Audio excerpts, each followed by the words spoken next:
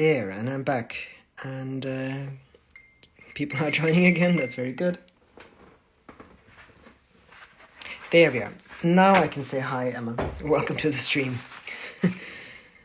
Not sure why they changed that, but apparently that's a new thing. There we have everyone. Very good. All right. Actually, more people joined me now, so probably I should shut it off a few times anyway. All right. So I think we have the ground, and I did want to try to do some stars, but as I said, I'm just going to do one star, and if it doesn't work, which it probably won't because it's probably too wet, we're just going to continue on another book. So let's see. So what I want is for it to be dry enough that I'm not really disturbing the paint underneath. So I just I paint the shine of the star first, and then I go in afterwards. So it seems to be working. At least we can paint some stars.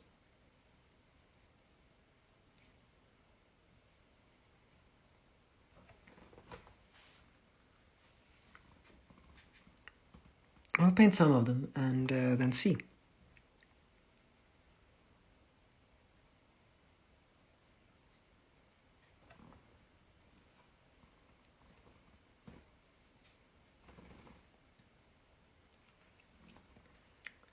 And of course I want some stars in here too, but that really is too wet.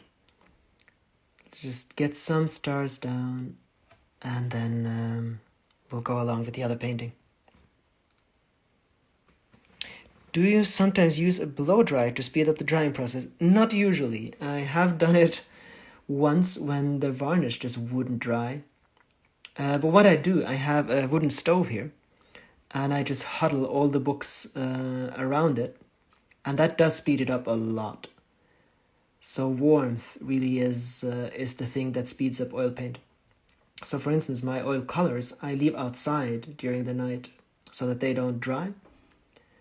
And opposite, these books, I huddle them around my wooden stove, and that makes them dry a lot faster. But a blow dryer, of course, would work too. And sometimes you really do want it to just hurry up and dry so you can continue to paint. So it can be a blessing that it takes a long time to dry with oil, and it can just really be annoying. Okay, so I'm quite happy with the fact that we can do some stars. Maybe we can even finish this painting. Then we won't get as far with the other one. But since you've all kind of been with me for this one, it's kind of nice to paint it all the way. Question is, of course, always how many stars, but I usually just do this by feel.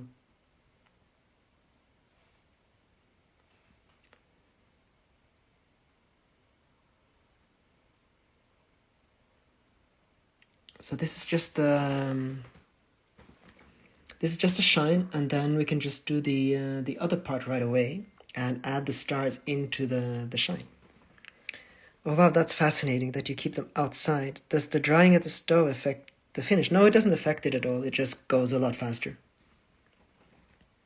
Well, I hope it doesn't affect it. I haven't noticed it anyway. But it dries a lot faster. So it really is the temperature. Okay, I have to hold my breath a bit to do this.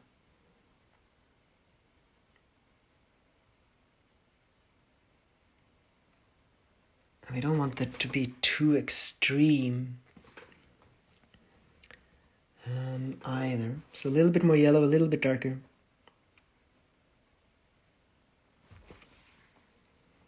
But you have to really put it down at exactly the same time. Oh, I was able to get the live stream. This one is looking amazing. Thank you, Rigo. Yeah, we have about an hour left, and you're very, very glad to have you here. So I have to keep my breath to do this. Otherwise, my hand just shakes too much.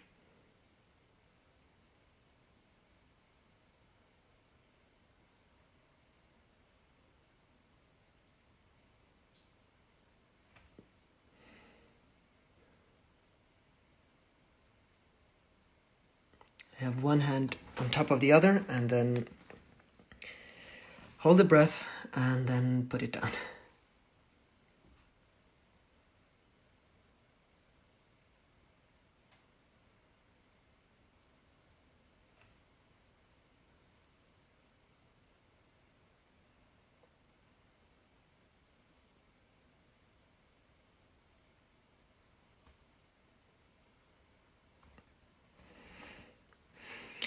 Love all that green. Thank you, Akata.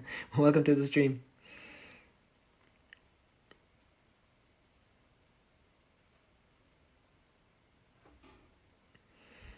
Hi, everyone, by the way. Uh-oh.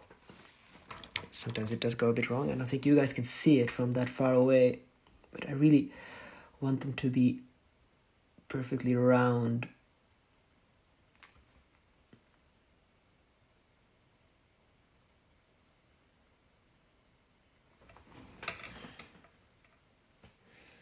And then we do want some stars into... Let's try to do some of those too.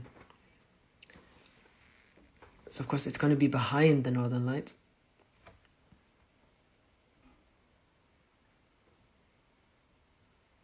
But you can see stars through the lights.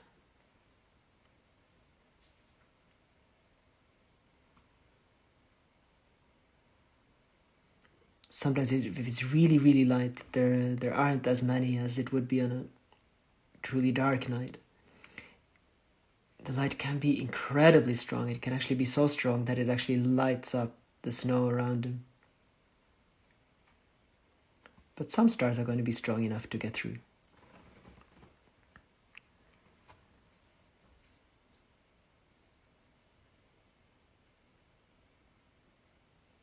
And then I keep having to remember that stars, well, they don't grow, but they come in little clusters.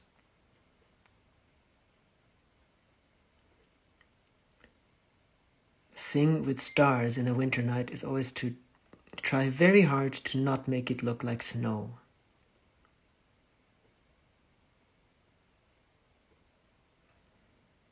And the cluster effect is one I really like. Wow, beautiful. Oh, thank you, Mareike. Well, welcome to the stream.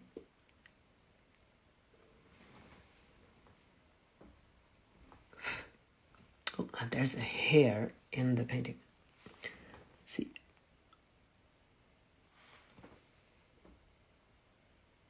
It's probably a hair from our dog. They seem to make it over here. Whatever you do, it's not possible to get away from those. Oh,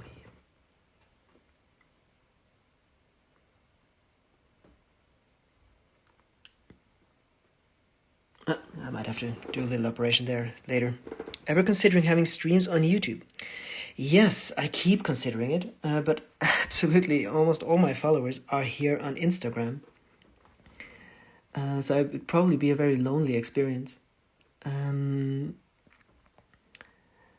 I don't have a computer. So of course I could do it in the other way then on YouTube. So I've been considering it, and maybe I'll do it one day and just see how many of you actually join me there. I see that letting it dry by itself, one of the most exciting aspects of oil painting. Yeah, I get that, absolutely. Nice to see your reflection on the window. Oh yeah, you can see my me now. I was there last time, but this time I'm sitting a little bit differently. I did think about doing that a little bit more, but I'll have to experiment with it. Okay, let's see.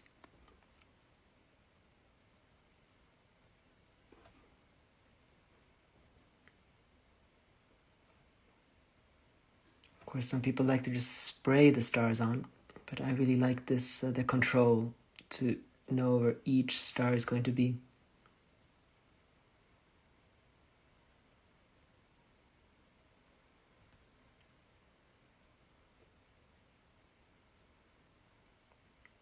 And then once we start to get them to cluster up, and we can do a little bit of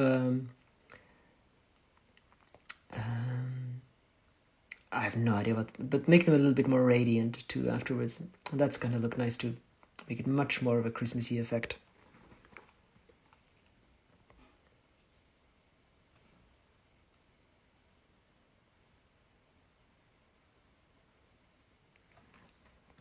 Watching you paint really makes me want to paint too.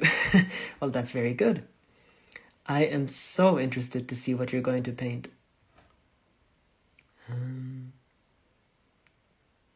think the first few people I know come far enough that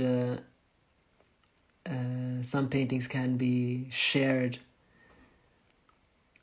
in our forum. And I'm really excited. I think it's going to take a little while before you guys are far enough to put anything into the gallery. But I'm really looking forward to see the gallery come up on our site. But I think actually, as I said before, a lot of people with the course are waiting for Christmas times and when things are a bit calmer. Okay, time to hold the breath again.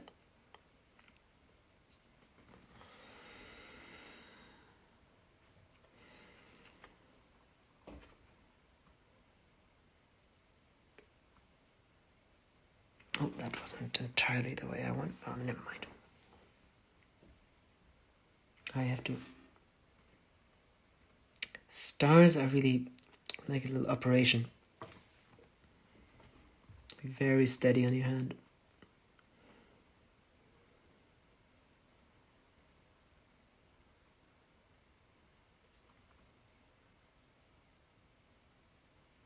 I have to find that shine.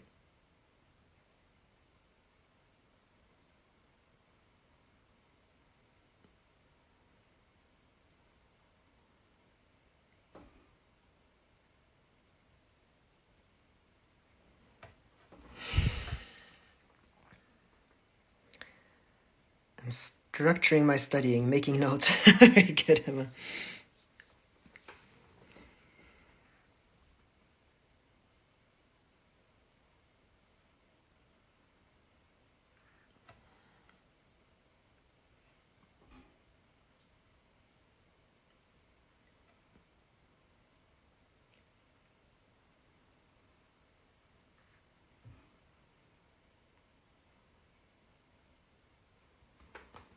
Oh. There are 4 different events happening next 2 weeks for me. After those are passed, I will be able to find time. I will not wait until Christmas. Very good, Cressy. Yeah, I'm so excited to see more happening there.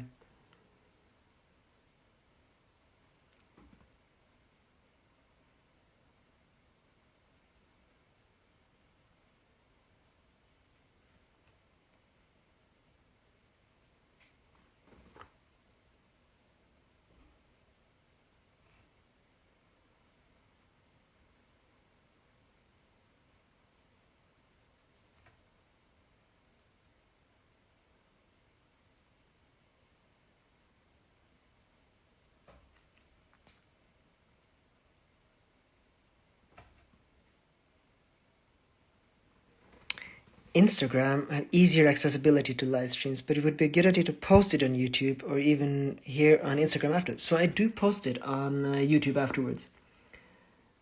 So I have a YouTube with the same name as I have here on Instagram, and there I post the live streams. So if you want to watch it again, you can go on my YouTube and I'll make a little story of it in Instagram so that you can get the link.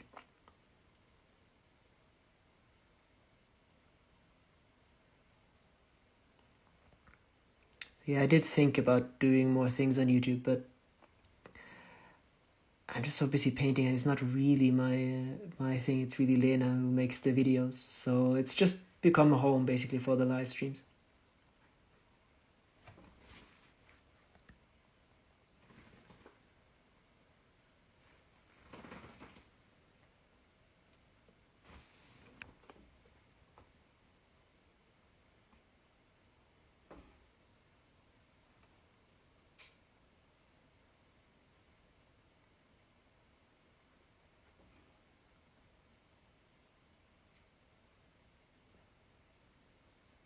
That's the reason why I repeat your questions too, or comments if you say something. So in YouTube, when you watch it, you won't be able to see the comment section. But I repeat anything I answer. I repeat the question first. And so when you watch it again on YouTube, you can then follow along better.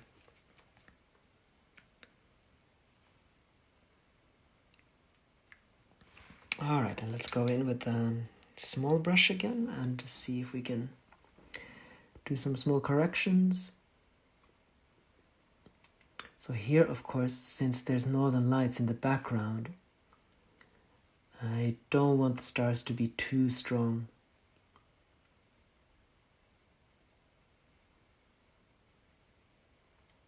Because they do get obscured by the lights.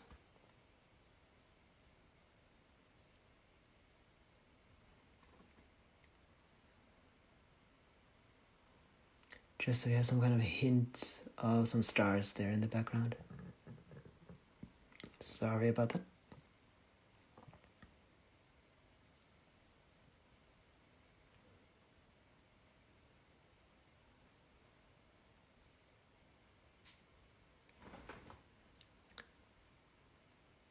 Something like that.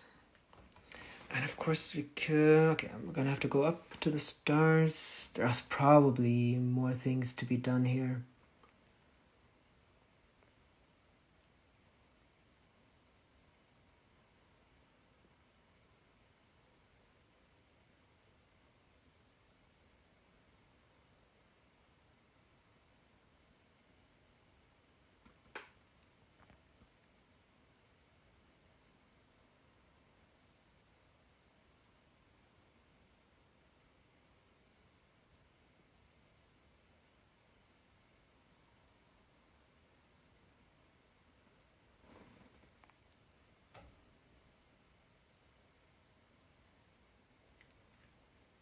Let's see, we can make one star really radiant and then see how that affects everything else.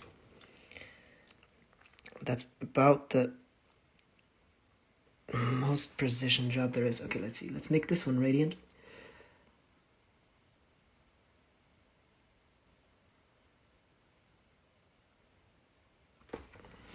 And then fix it a bit.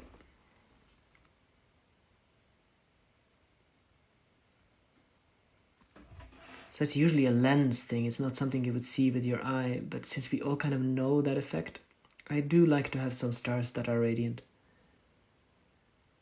But I do think it's more of an effect of the camera you would use. But since this is from imagination, we're going to use some of those things. And if you squint or something, or if your eyes aren't that good, you'll get a bit of that radiant effect anyway.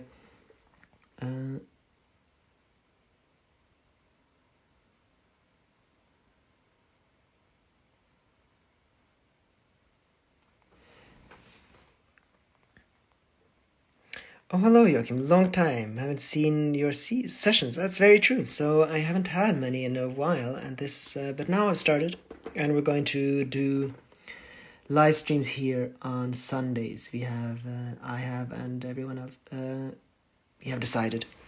Maybe make one red Mars or really bright. Yes, we will make a Mars. Let's see here. Let's get a Mars one. Let's not do it with this brush though. Oh, never mind. Okay. So, which one? Let's see. So Mars is a bit orangey red. And this one, I think. It's not really possible, I think, for you to see that it is red, but you can see it here, and once you see the book in real, it's much more possible to see it. I have to make it a little bit more red though. Let's see here. Perhaps you'll even see it. There we are. Well, at least you can imagine. That is quite quite red, actually. But I don't think it's possible for you to see. But now we have a Mars. I love how that one tree is not straight. Oh, this one? Or you mean a lot of them? So a lot of trees don't grow straight at all. So I really prefer that, to have a little character into the trees. And then they try to write themselves. But of course, here's the snow that is weighing it down a bit. How do you choose what to paint? So I just go after, sometimes I have plans, but usually I go off of what's already there. So it's kind of a process that, it's kind of an intuitive process. So I decide that, okay, it's radiant here, here, here, and it just feels right. It's very difficult to describe how I do it. Oh, that was a mistake. It's by instinct, I suppose. This must be one of my favorite that you made. Oh, thank you. That's nice. So once I paint something, I then can see how I would like other things to be. So if I don't know how to keep going with a painting, for instance, I'll then put in a tree, for instance, or something, and then that will make it clearer what should follow. So it's really a process of seeing what comes next based upon what just came.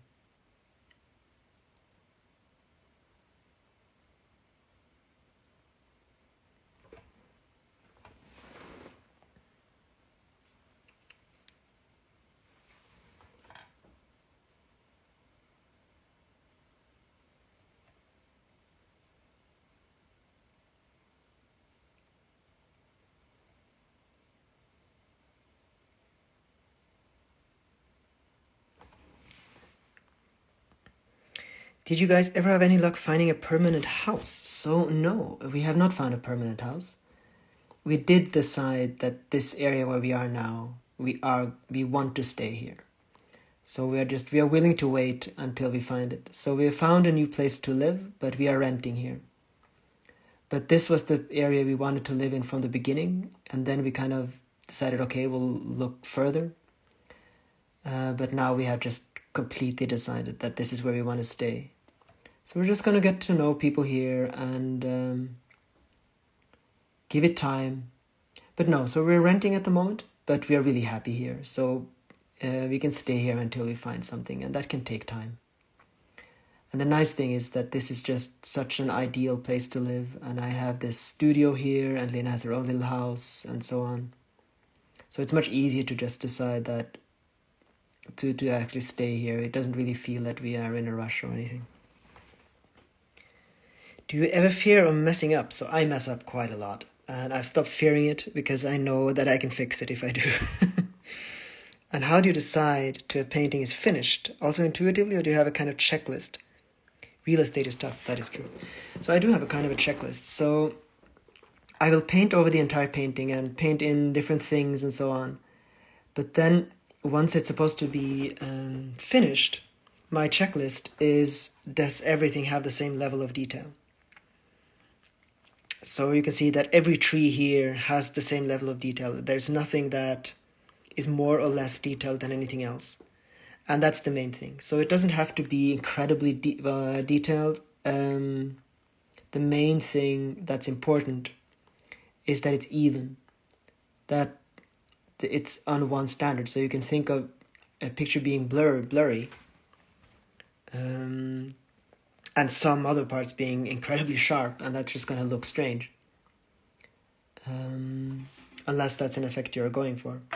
So the checklist is then to go through the entire painting, check if everything on the same level of detail. Sometimes I paint in the tree really quickly just to know that it's there and it won't be very detailed, and then I'll have to go in afterwards and make all the details. So that's the checklist that I follow. Is the level of detail the way I want it? I think I'm happy for now with this. We already signed it. There might be some more things to do to make it completely finished. But I think that's it there for now. Let's get that one away and let's put in the other one. So I can get it a bit closer so that you guys can see it. I have to make sure that it doesn't get into...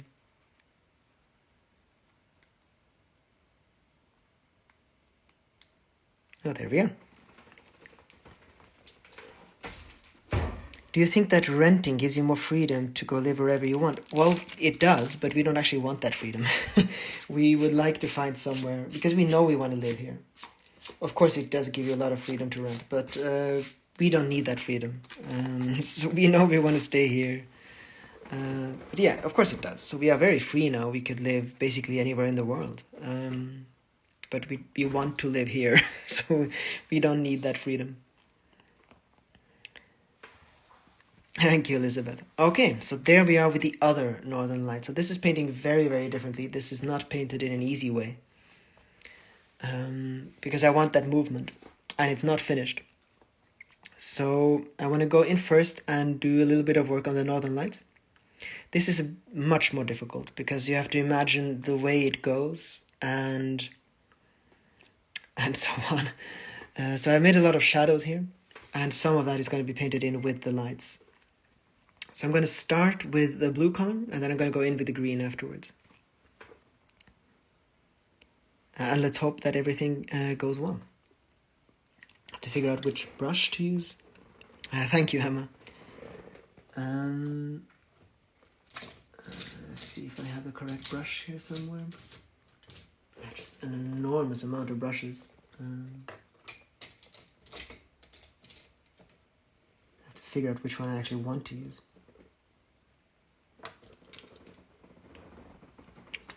Oh, let's see. The other one too, but oh, this one. Yeah, so this is the way the Northern Lights look from further away. So the Northern Lights we had just now is when you're really, really close and you just see it behind the trees. This is more how it looks on the entire horizon. So this is all very dry, and that makes it possible for me to go in. I hope. Let's see.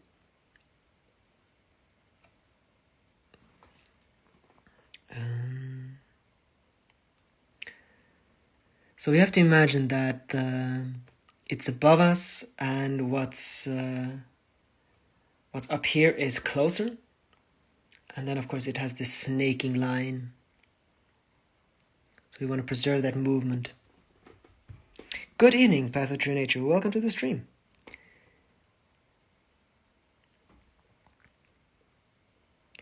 So this is done in a much more difficult way. You could probably do this with the standard way of just putting down the colors and then going upwards. We might want to, but it's since this is painted on wood, it dries too quickly for that. I did it with the other one, but then everything was wet. Since this is completely dry now, we probably can't use that technique. Because if I now went over this like this, it does a little bit, but oh no. Yeah, bad things happen, so we can't do that. So every line here has to be painted one at a time, and I have to be very careful not to remove any paint and so on, as it's not completely dry, and it's not going to be. And we can put in green there.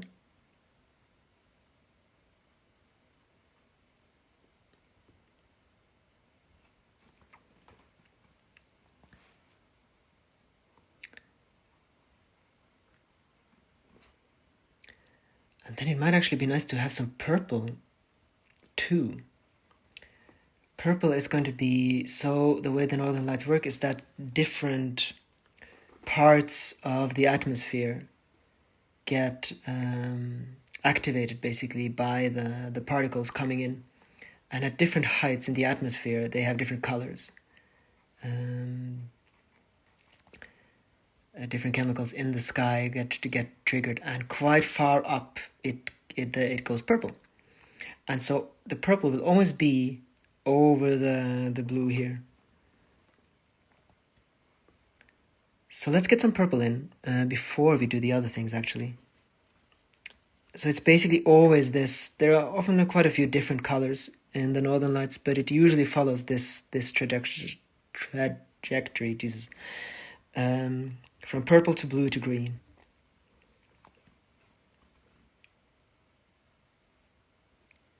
So the purple will be right at the top here.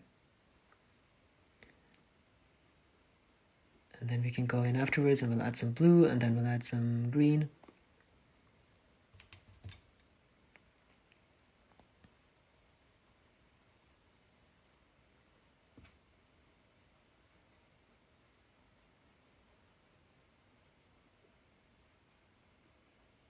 Might actually be some northern lights tonight, but I think in a few days it's going to be stronger. And we have a full moon, and that usually takes it a bit. We usually just get green in my area. Yeah, that does the. If you're further down, at the furthest down, you'll just see a little bit of white. Then it goes green, and eventually you'll see blue and purple. Sometimes you have red, but that's very special. And I've actually never seen the true oranges and reds. It has to hit a different place in the atmosphere, I think, for that.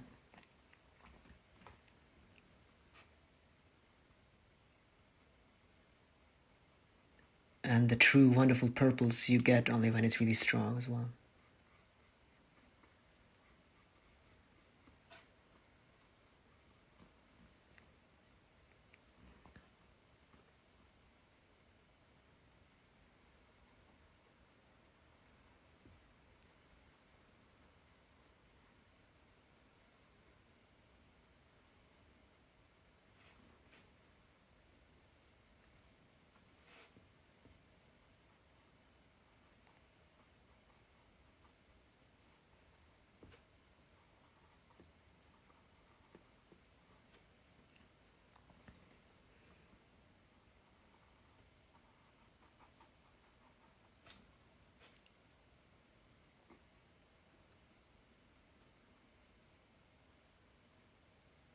And while we are a bit further south here, so there are a bit less northern lights, we have a much more open sky here. So we see much, much more of them. Above the lake, for instance.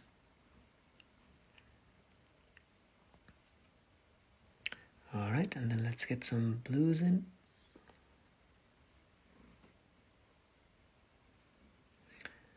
You always have these neon colors on the lights.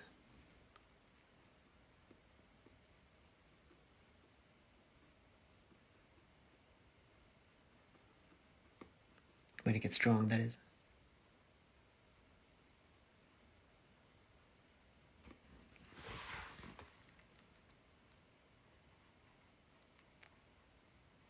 So we're only going to get the real shape when we get the lighter greens in.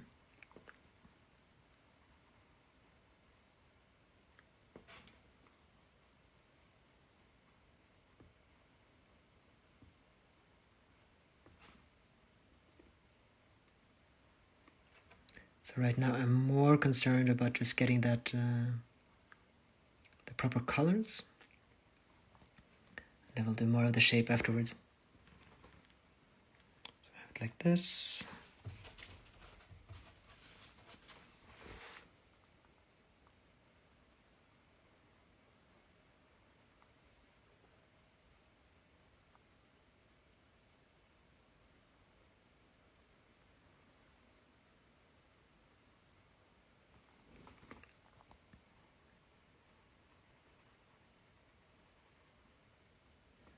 Thank you, Smilla. I'm a bit nervous because I've painted quite a bit of Northern Lights now, but I'm still quite new at it. And this is a bit more of a challenging one than the other one we just did.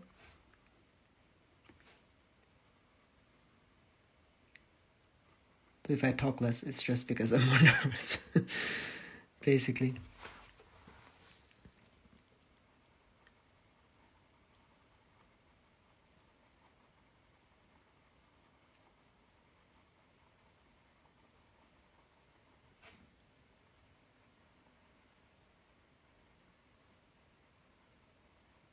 And this is the place where if I make really bad mistakes, it's actually really difficult to remove them or make them better. Because it's just so specific. Then let's see if we could, maybe we'll just make a huge mess of it if I try with a big one. Oh.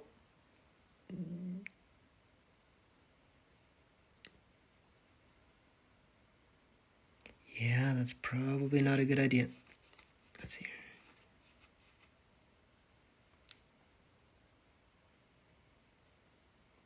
Okay, no, that's not a good idea. All right, let's get that green in, and then hopefully, let's see.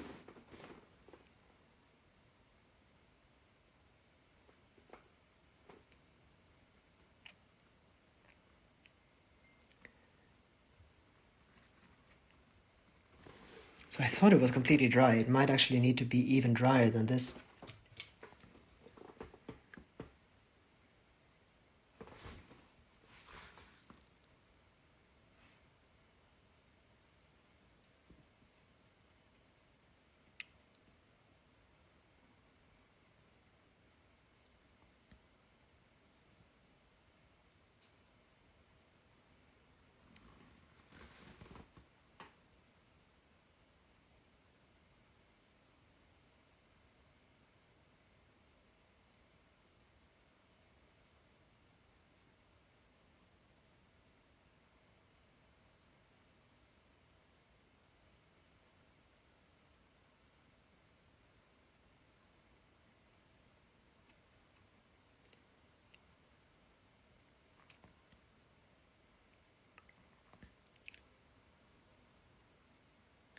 I'm still a bit in the experimental phase with the Northern Lights. Still not entirely decided the best way to paint them yet, so I'm doing different things. This, for instance, just came to me, and it seems to have an effect, which I kind of like. This wasn't planned, but it seems to kind of structure it a bit more in the way that the lights are supposed to go. Actually, I like that. And now let's go in with a smaller brush and let's get that green light, but let's be very, very careful to get it in the right place to make it look proper. Okay.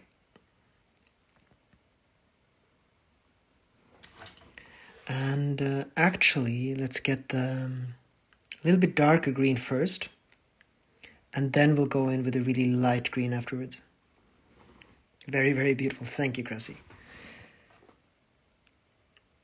A nerve-wracking process, but hopefully everything will turn out all right. Okay, to get my arm in here so I can put my other arm on it.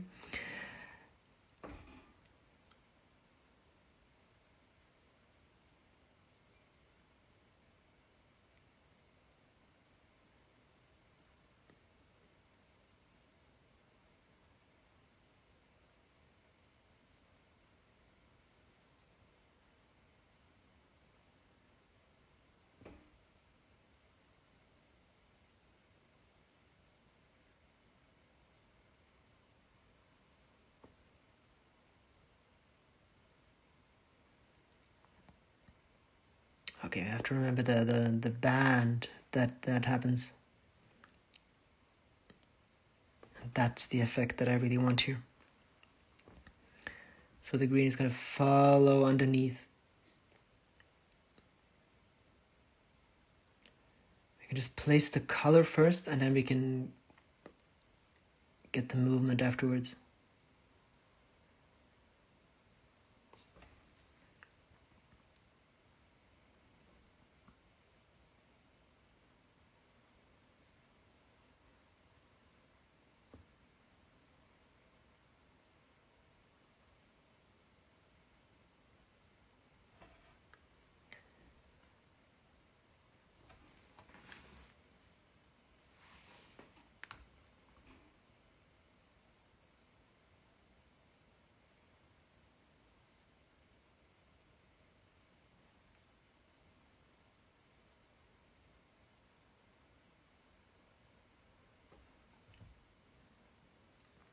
Yeah, so if you ever make a course about Northern Lights, I have to either decide what kind of a technique or just use a few different ones. Because there really seems, I've been trying to learn the Northern Lights for quite a while now, and there seem to be quite a few different techniques that you can use. And I haven't settled on one, and I probably won't. There's probably going to be quite a few that I'm going to mix. So for the beginning, I'll probably use the one that you saw in the other painting, which I haven't used here. And then I'll go in like this afterwards and create the smaller details. to get this movement and so on.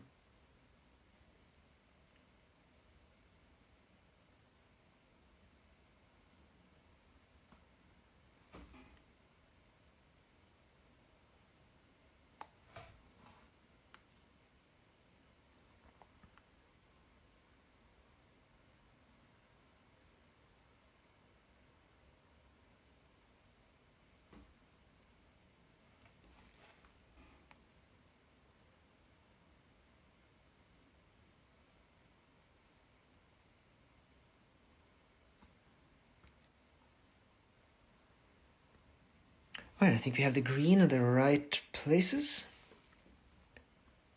And then we can go back in again and make it behave and look the way it should.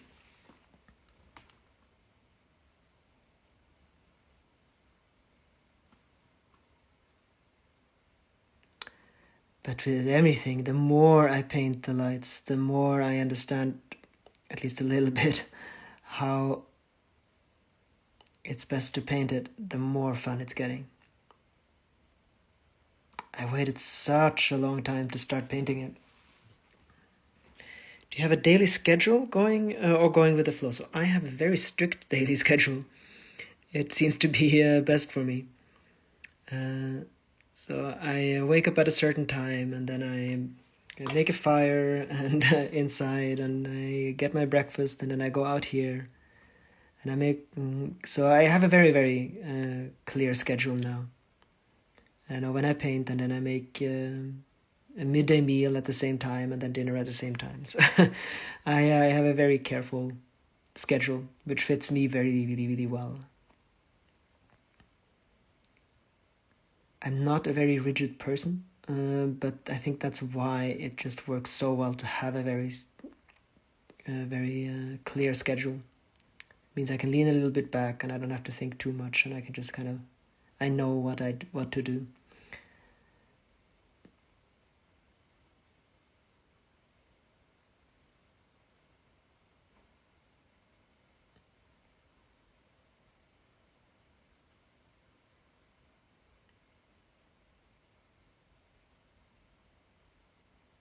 I think Lena at some point will make a video about our daily routines, because that's they're starting to really become routines.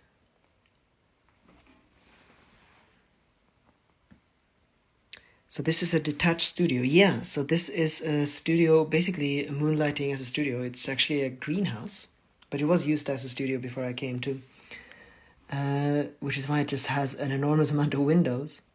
It has a little wooden stove, and it's just a wonderful place to be. And yeah, it's a detached studio.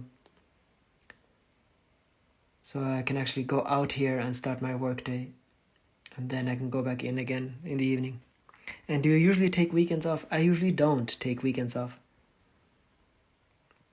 So it's more like seasons off, and we have, for instance, the summer where we travel. I can't paint that much. I just take some colors and something with me, but I can't paint much. But no, I usually don't take the weekend off at all.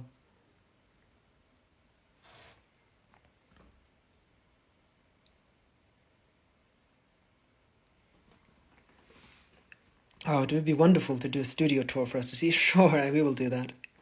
Being a greenhouse, is it hard to keep warm? Oh, it's... well, it hasn't been now. I have my porcelain oven, where I burn my porcelain and my glass, so I have that on in the night. And it gets incredibly warm, so it's actually warm here when I come in the morning.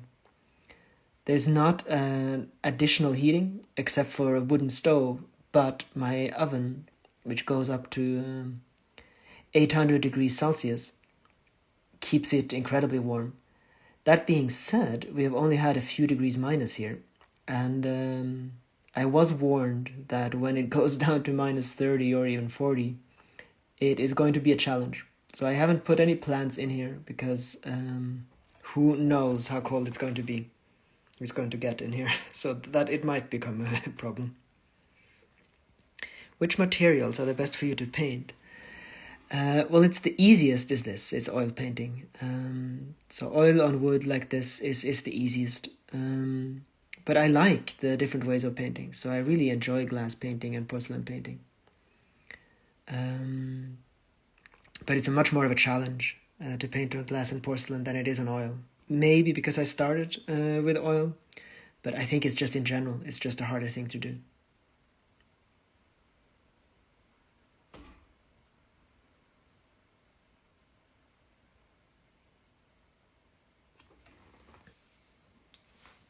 Wow, that's intense. I figured I can just do that for a few weeks before it exhausts me. Well, actually, I think that just the schedule of it, the way that it's kind of a routine, makes it possible. And it's what I really love to do, so it's not actually a challenge. Which is the best paper for acrylic paint? I don't paint with acrylic, so I don't know. But those paper canvases that I told you about, they are usually made for oil and acrylic. And I would guess that they are really good to paint on with acrylics too. But I can't tell you for sure because I don't paint with acrylics. But just a paper canvas, I think, is going to be wonderful with acrylics as well. In which way is it more difficult? So there are a lot of reasons why it's more difficult. Some things are just because the paint doesn't dry at all. And if it dries, if it kind of goes hard, it still hasn't dried. It's just you can't really do anything with it anymore before it burns. So instead of painting here and it dries and then I can paint on top of it, when you paint on porcelain, you just move paint around, basically. It's a completely different experience than oil. It moves really strangely in many ways. And then the colors, basically if you paint on glass, for instance, the colors just basically almost go away when you burn it. And you have to paint on top of it again. And then you have to have a light behind it, so it just behaves completely differently. So do you have a YouTube channel? Yes, I do. It's the same name as here, so it's just Joachim Ingolstadt. And that's where I post these after they're done, the live streams, for instance. So it's just Joachim Ingolstadt, the same name as I have here on Instagram, and you should find me. How much time do you spend in the studio? Oh, well, all day. So I get here about 7:30 or 7 in the morning, and then I'm basically in for a little snack during the day, and then I come out again, and then I go in about 7. So about 12 hours, I suppose. Are you living very far north? As always, thank you for these streams. They fill me with calm and inspiration. Oh, that's nice. So we don't actually live that far north. We live about in mid-Norway. So I mean, it is very far north compared to where most people in the world live, but it is in the middle of Norway. The reason it's so cold is that it's on a plateau and it's inland. So even if you're on the very, very north of Norway, as long as you're on the coast, it's much warmer than it is here. So we have an inland climate and we are on a plateau, and that makes it really, really cold. You mentioned the space was used as a studio before. Do you know what the old tenants were making? I don't, and I have to find out. They painted. The woman painted. I think she was a hobby painter. Sounds really strange, difficult. We all learn painting on paper, where the colors get soaked versus pushed away. Yes, sounds a bit like painting with alcohol markers. I've never tried that, but it's probably something like that. So it's. It is a completely different experience. So you push it around, and if your oil is too wet, for instance, it all just starts to run really, really quickly. So a lot of the challenge with porcelain and glass painting is the oils and the consistency and the thickness and so on. Much more than it is with oil painting. So you have some oils, for instance, that don't dry at all. And it basically just stays wet, and then you have some that are really sticky, some that are really fluid, and sometimes I would open the oven and in the morning and I would have 10 cups where all the paint had just run down the sides, ruining everyone. And with porcelain, the colors sometimes turn out completely different. If you paint with gold, it's brown, and then it turns to gold once you burn it. So you just have to imagine that it's going to turn gold. If you paint with reds, that burns away if you mix it with yellow. I have a violet that looks white, and it only turns violet once it's burned. So porcelain paint and glass painting they're worlds on their own. It's really, really fun once you get into it. And you can paint with metals, as I said, so you can paint with true gold, and you can paint with silver and so on. But you can just make horrendous mistakes. It was incredibly frustrating. I'm glad I persevered, but there's been a lot of frustrating things along the way that I just really couldn't foresee when I started. So I would really recommend for anyone who wants to paint on porcelain and glass, but just know that it's a journey and you really have to be dedicated to it. So I could use a lot of the things that I knew with oil painting, but a lot of things I had to learn from scratch as well. Very tricky it sounds. It is quite tricky. You have to paint so much that you feel how it's going to turn out, and you know it just, yeah, you get used to it. But my God, it was a challenge.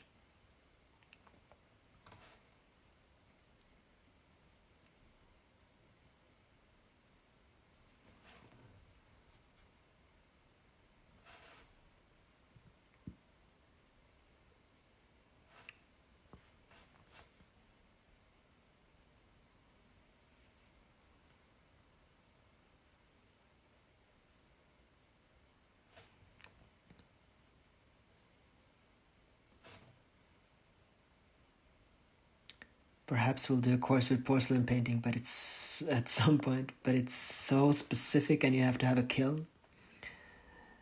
So maybe that's something you'd have to do in person. Do you consider making a glass porcelain painting? Oh, very good. The question came right after I answered it. So yeah, as we had just made an oil painting course, but that's of course much easier for people to just get into. A porcelain painting course, you have to spend quite a bit of time just getting to know the paints and the oils and so on. So first of all, I would have to know that there are lots of people waiting with a kiln ready to give it a go.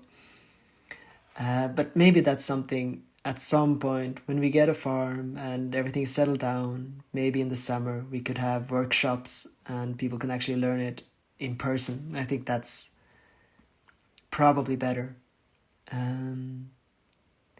Because it's so specific, and as I said, you have to have a kiln, which costs a lot of money and takes a lot of space.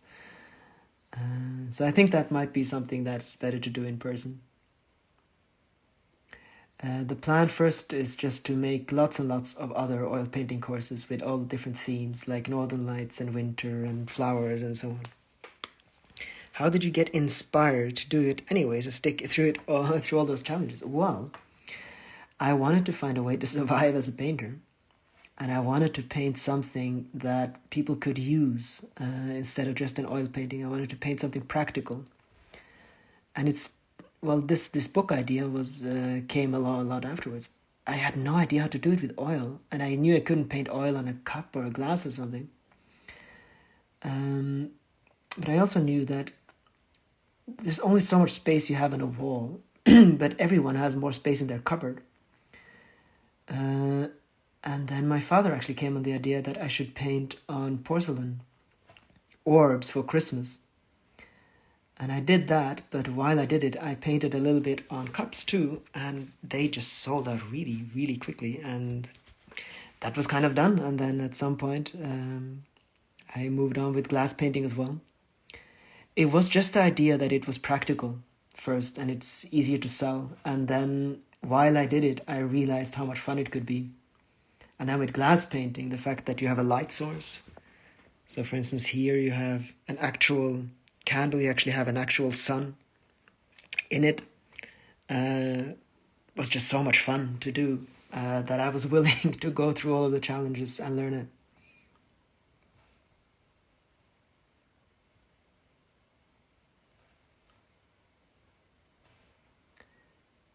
So here now we have the same challenge as before. This looks a bit like snow. So let's go in with a liner and use the liner to make points. Little tiny stars, and I think a little bit more yellow than last time. Are your parents artists? So my father is a sculptor, and he actually did live off of it for a little while. So he makes sculptures. And my mother was a children's entertainer, a magician, and for a very long time. So creative, I suppose, if not a visual artist in that way. So I would definitely say yes to that question. My parents are definitely artists, but very different than me. So my father, as I said, makes sculptures. They look very differently. They are from people and creatures. But yeah, they are, and my father especially.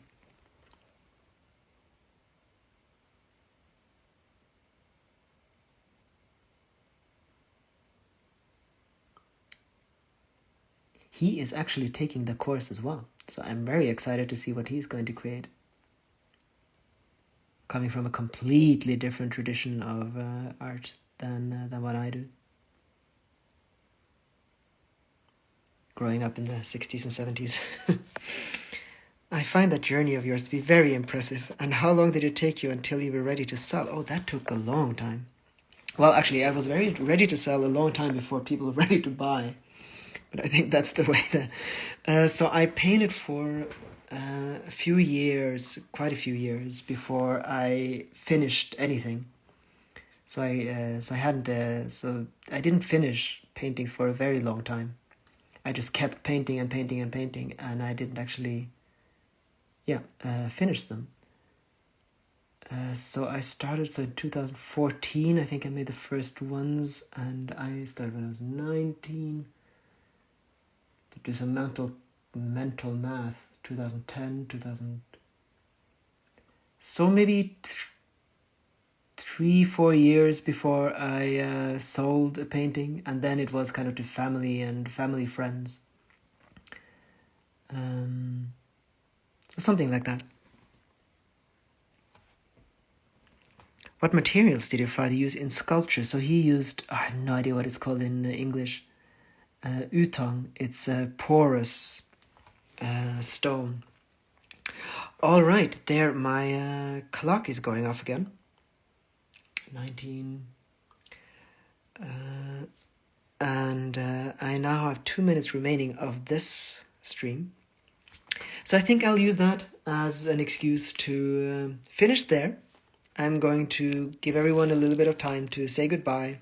I'll wash my brushes meanwhile.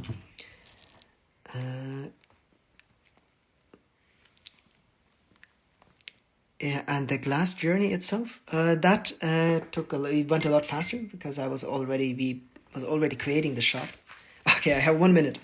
I can tell that really quickly while I clean my brushes. So we had already planned to open a shop, me and Lena was working on it. And to have more things to sell, we wanted to do glass painting too. It was actually her idea. So I had 1 year to learn glass painting before I knew that the shop was going to open. So that was the journey there. Porcelain, I had a little...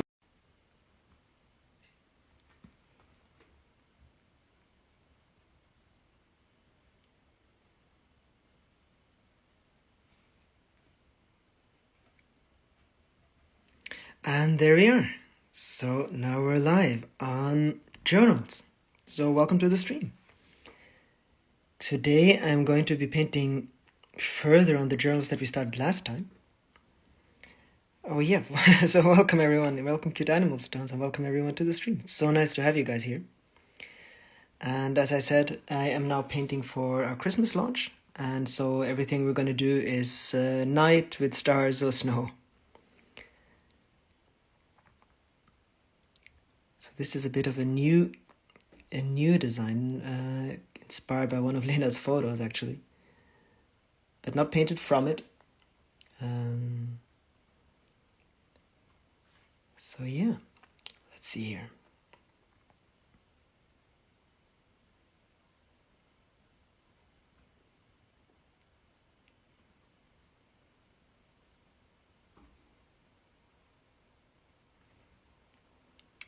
Hello, cute animal stones. Welcome to the stream and everyone else too. So yeah, I did want to try to make kind of a tradition out of having live streams on Sundays, just so there's some things to, so it doesn't come as a surprise, and that's the day when probably most people are going to be online and so on. So I'm trying to keep that with having a live stream now, and hopefully we can do this every Sunday, basically. Oh, let's see here.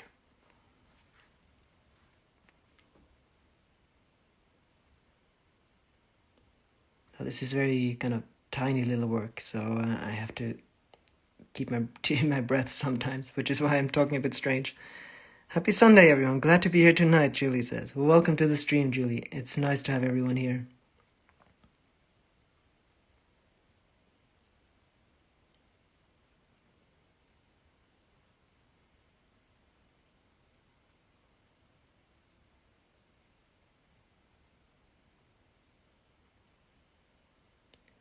Yeah, so I'm already getting myself into a Christmas mood, although I realize that for a lot of people that isn't too welcome. But I really enjoy Christmas and I love the mood, and since I am preparing for that time anyway, I'm always a bit ahead of where everyone else is. So that's kind of the mood that I'm in now. It's getting really, really dark here, really, really early, and the stars are out, and it's really nice here.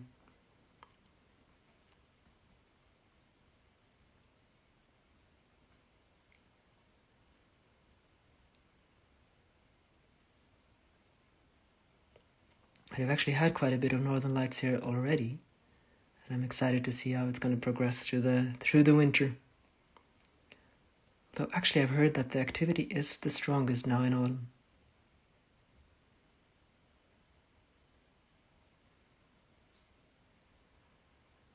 So yeah, this is the first one. I actually have 2 northern lights books this time.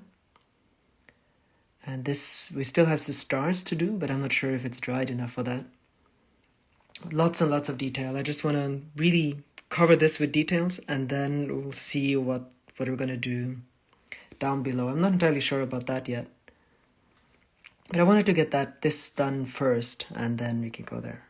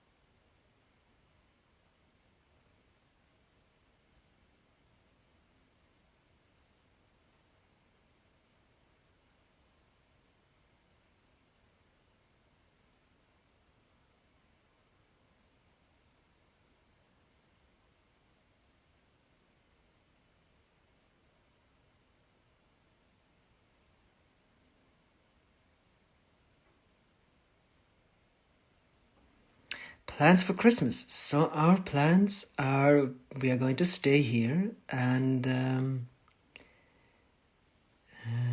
we are going to have family over. So it's going to be really nice, I think. And of course into Røros, the town here, which is just wonderful in Christmas time. The town is basically made for Christmas time with little stores and so on. So that's going to be really, really nice. But no big plans. That's basically it now, and we are not entirely sure what we have to figure out all the new kinds of traditions and so on. What's going to happen here? Welcome, Susan, to the stream. Nice to see you here.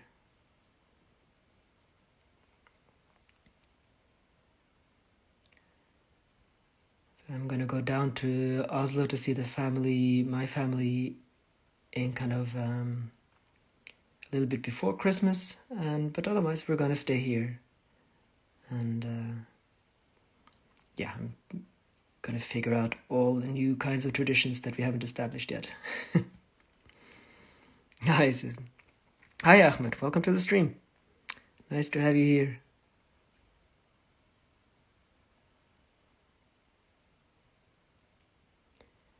And now that we have a proper kitchen again, I thought maybe this time I'll try to do some baking or something. I just really want to figure out some new calm, cozy traditions for Christmas and kind of see what sticks.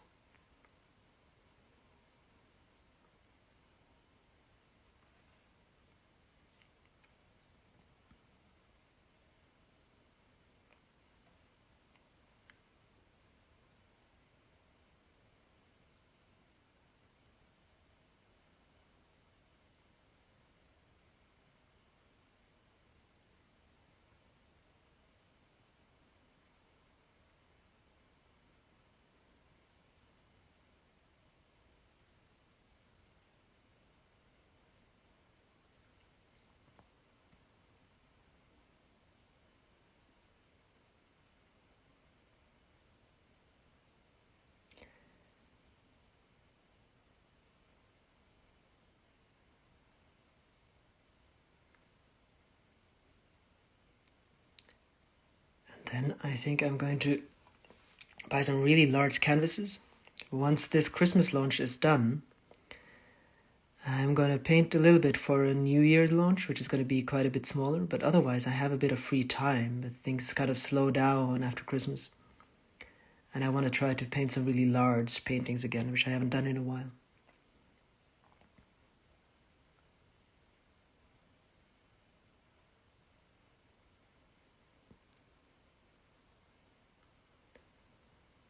And then I'm hoping that our lake is going to freeze over soon, so perhaps we can either ice skate or ski across it. So we did have some snow already, but that's melted again.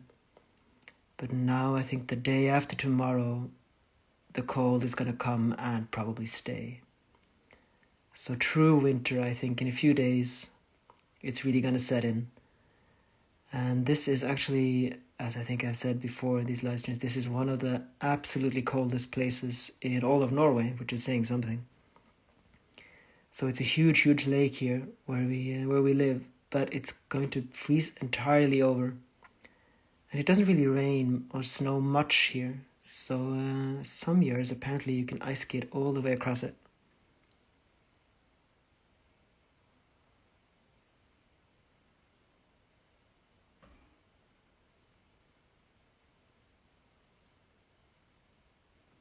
Apparently the cold record here is about minus 54, I think. I've never experienced anything close to that. And of course, that's a long time ago now. But I wouldn't be surprised if we get down to minus 30 or 40. Yeah, so Ahmed asks, how cold does it get? Yeah, so well, the record is minus 54, but I think minus 30 it gets every year, and then minus 40 is kind of some years, and then colder than that, it has to be a special year, basically. Yeah, so this entire area is on a plateau. So everything is above 600 meters. And it's quite far inland, so it doesn't really rain or snow that much. It snows, of course, but not a lot. And the cold just stays here. Thank you. Welcome, Nat, to the stream. It's nice to have you guys here now. And I think once we get this to be a little bit more regular thing, it's easier to plan for it too. It's been my plan, my idea for a long time now to actually have a stream every Sunday, and that's just what happens. And I think now I'm going to be able to do it. Things have settled a bit down now, and I'm getting into more of a kind of a regular life, and I'm able to keep these kinds of plans better. You remembered my name? I did. I was very proud. I was a bit scared there for a moment, but I did. Of course I did. Nat. Well, you're one of my absolutely most trusted followers. Of course I did. This time.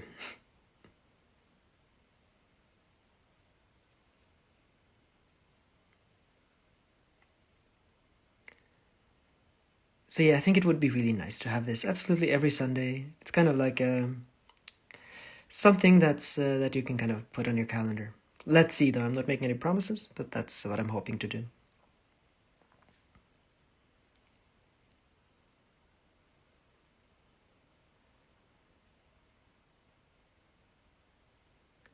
This is going to be quite slow for quite a while until I think with the next book, there's not that much done, and we can do quite a bit more. But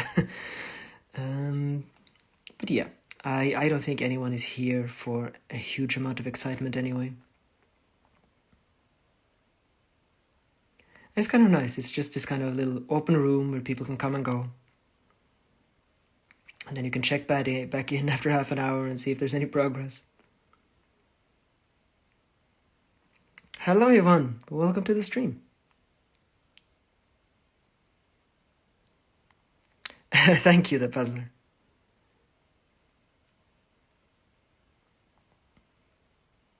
Yeah, I'm starting to be happier with my Northern Lights. It's really been an odyssey to learn how to paint it, and it still has a way to go. But it's and when the stars are coming here and so on, and we can get a little bit more of the white stripes in here, it's Northern Lights is just such an incredible phenomenon. It's kind of easy to paint in a way, and then it just gets hard after you just mastered the essentials. Is there a chance that the live streams will be installed permanently here on YouTube? Yes, that is my plan. I just said that is exactly my plan. So hello Andreas, welcome to the stream. So I thought every Sunday, about at this time, 5 o'clock, this time, there's a live stream. So that's my hope. The simplicity and ease of these live streams will make it special. That's nice, Alpha. Thank you. How do you paint the Northern Lights this way? What's your technique? Oh, someone can watch them. Oh, right, Yvonne says. Yeah, I put them on YouTube. And I'll put this one on YouTube too. So you can watch it later. Absolutely. So most of them are on YouTube already. So if you go on my YouTube, it's just Joachim Ingolstadt. It's the same name as here. You'll find all the other live streams there. So the Northern Lights, there are lots of different techniques that I use. On this one, I just used the absolute simplest one because I want it the entire way. I have another one that I can show you later where you have much more movement, and that's much more difficult to do. But this is basically just the colors in one way line. And then, let's see, do I have it here somewhere? And then just this large brush up. So it sounds a bit easier than it is, but it's not that difficult once you master it. So that's the technique I used here.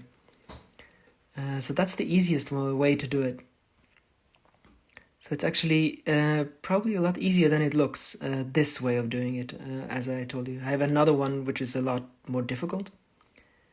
But since I'm not that used to painting it yet, a lot of the things that I do are still probably more difficult than I need to be. Have a nice evening, Susan. It was nice to see you here. Hello from North Germany. Hello, Andreas. From mid-Norway.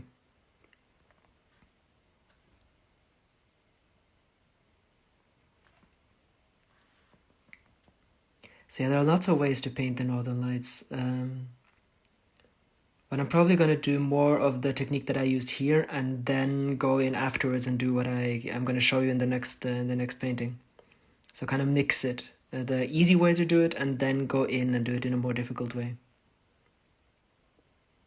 for the details and so on. And there's just so many different ways that the Northern Lights are, so different techniques will only work for specific ways. But yeah, if you want to paint the Northern Lights, quite simply, just do the colors in the proper direction, do a little bit more green on the bottom, and then get a brush, and then just go up.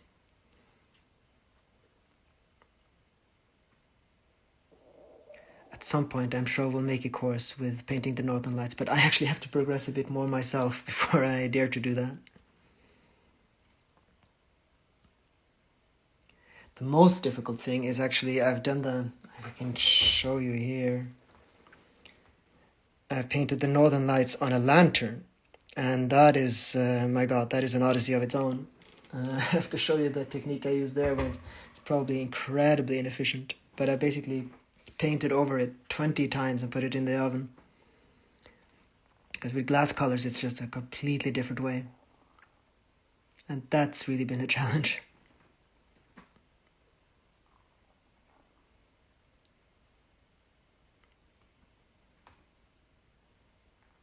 Well, welcome, Elizabeth, to the stream. Sprichst du akzentfreien Deutsch oder mit norwegischem Akzent? Well, you probably heard that right now. So I have a Norwegian accent, but it's not a typical Norwegian accent. I did speak fluently German before I spoke Norwegian. So some things are correct, and so my grammar is absolutely horrible. It's probably the first place to hear it. And I'm not sure how strong my Norwegian accent is. Also, das kannst du wahrscheinlich selber alle erzählen und sehen, was für ein Akzent das hier ist. Hello Elizabeth. Welcome to the stream.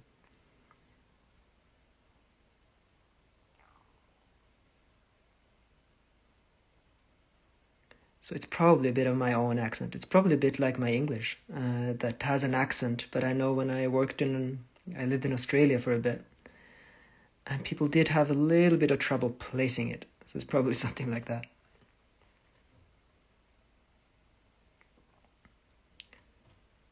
But my grammar is absolutely rotten in German.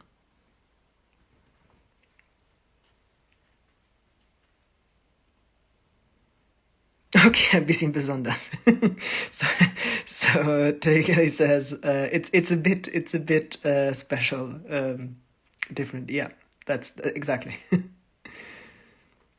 So when I studied in Germany, people would often hear me speak and then just look at me in a very strange way, not exactly sure what to ask. Do you speak German? Yes, I speak German. So I was born in Austria, and I'm half German. My father is German. And he always spoke German to us growing up, but we answered him in Norwegian.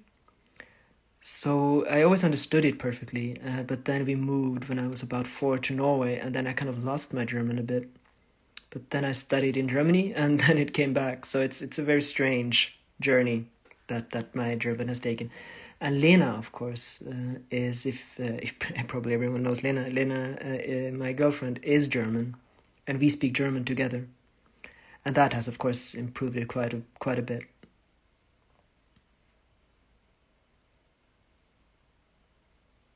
I made it a lot more colloquial. I think I was much more formal in my German earlier, since I never really grew up in Germany. I know a lot of those youth words and so on I lacked, but I'm slowly acquiring from Lena. She does say I speak a lot less nice now. She's corrupted me. I probably speak a lot more German now than I do Norwegian, actually. So your first language is Norwegian? Yes, it is. I would say that. So I did learn German first, but Norwegian is my first language. Norwegian is the language I speak basically without an accent, but I've spoken so much German and lived so much outside of Norway that some people do actually comment that I have a little bit of a strange Norwegian. But I would say that it's absolutely fluent. Can you say something in German? Ja, ich kann auch Deutsch reden. Für die das verstehen.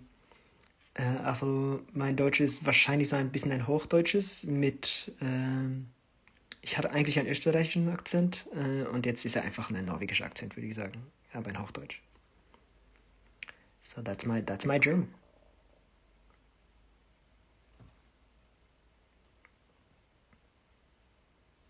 A lot more self-conscious about my German when people ask me to speak, say something out loud.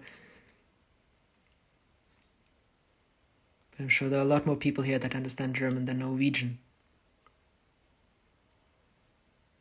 There are actually surprisingly few Norwegian followers, but I suppose Norway is just very small.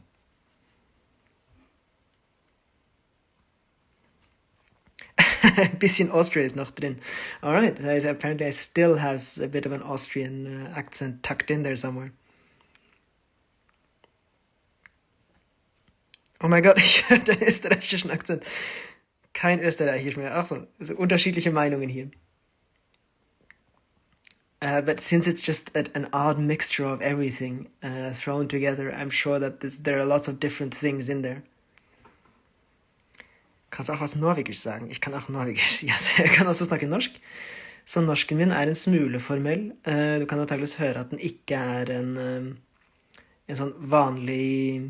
Altså Den er vel litt oslosk, men mer formell enn på en måte de fleste snakker. Jeg har ofte tenkt at professorene mine på studiet snakket gjerne mer uformelt enn det jeg gjorde. So that's my Norwegian. German language always sounds fascinating. Ich überhaupt nicht. Yes, there are different meanings here if I have an Austrian accent in there. Of course, I do have an R, the Norwegian way of saying R, and I think they often do that in Austria too. So that might be a part of some of my Norwegian accent might sound a bit Austrian too. Das E hört man, die Deutschen sagen das E als I. Ach so, ja, genau. Und dann gibt es natürlich sehr viele unterschiedliche deutsche Dialekte und Akzenten. Also, genau. Und dann, genau, es gibt so ein paar verschiedene Laute und so, die man anders sagt. Und diesen R ist natürlich sehr, sehr stark. Aber ich glaube, auch in Bayern sagt man R.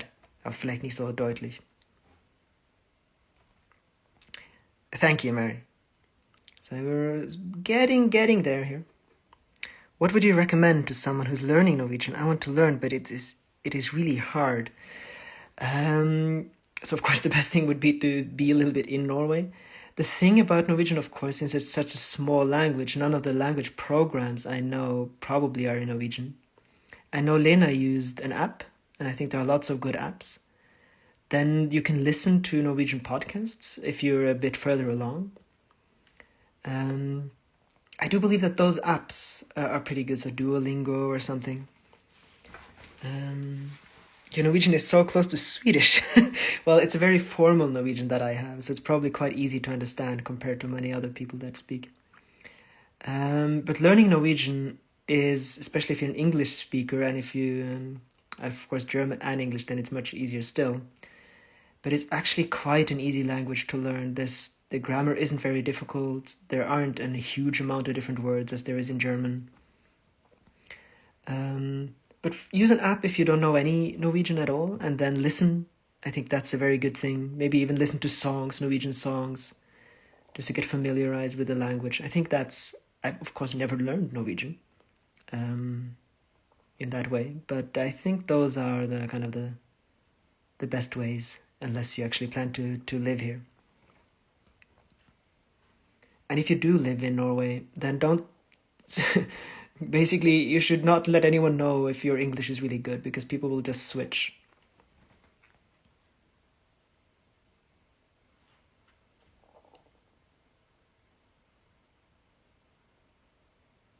I always found it really fascinating with different accents and so on. Also ich höre meine wunderbar, kein Auslachen. Ich liebe es, wie dein Deutsch klingt. Thank you. Well, that is another thing. I've never really cared much about having an accent. If people can hear that I'm Norwegian, that's fine by me. So I've never really tried to get rid of those mistakes that I make in German. That's never bothered me. As long as people can understand me, I'm quite fine with it. I think people should be much more proud of their accents than they often are. I mean, it's a lovely thing to have your own way of speaking a language. And often the mistakes, so-called, that people make are often just the way that you would speak your own language. My grandparents are from Norway. I would love to move up there within the next couple of years. Oh, right. Well, so of course Norwegians speak, their English is really good. So you won't have any trouble living here without speaking Norwegian. And then people are very friendly when you do learn Norwegian and speak it. So get an app, listen to it a bit and so on, and you don't have to speak it perfectly at all in order to live here. It's not an issue. Nein, bitte so lassen, genau. Absolut.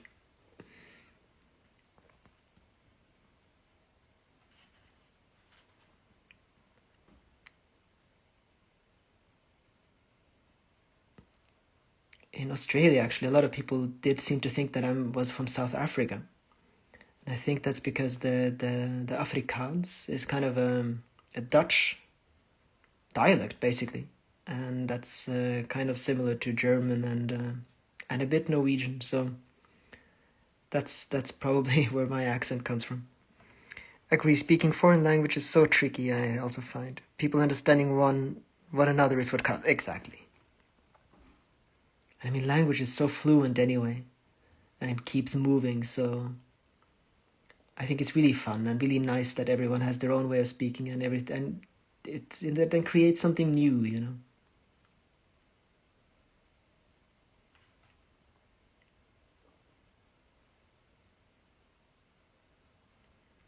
Incredibly fascinating things happen when a lot of foreign speakers start speaking a language, and then, yeah, lots of fun things happen.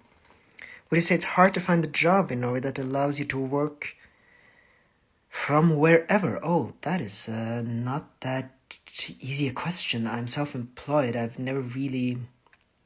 So, I mean, it really very much depends on what you do. I mean, the job market in Norway, just as everywhere right now, is pretty good. I think there are a lot of jobs that you can do online. More and more, especially after the pandemic. And Norway is very far ahead with kind of moving online. So I would assume that it's at least not harder than anywhere else. But to be honest, I haven't been on the job market really ever, to be honest. So I couldn't really say.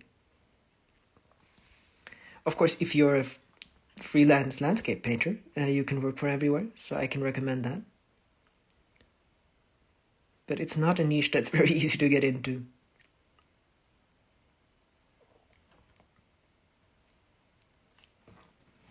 I suppose...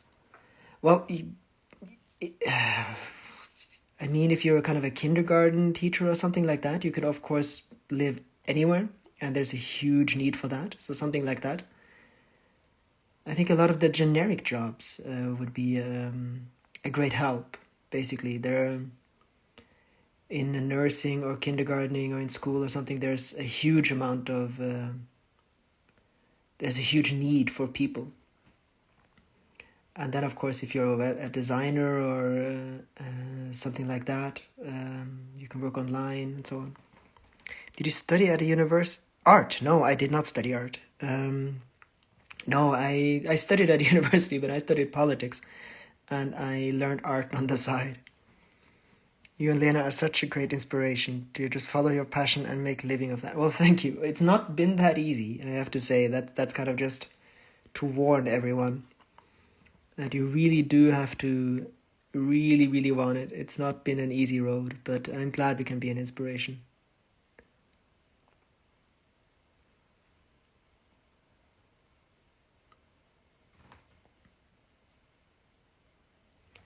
So I often thought, kind of, why doesn't everyone just follow their passion? And I kind of understood that, following mine. But if you're really, really obsessed with your passion, then eventually I think it is going to be worth it. But you just have to make sure that you're obsessed enough that all the hardship is worth it in the end.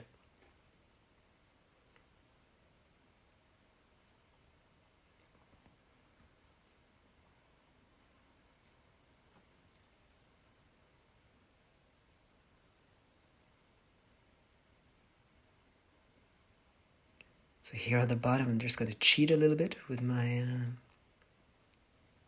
foliage brush. It's basically a brush that I've completely destroyed, and so it's really good for this kind of work.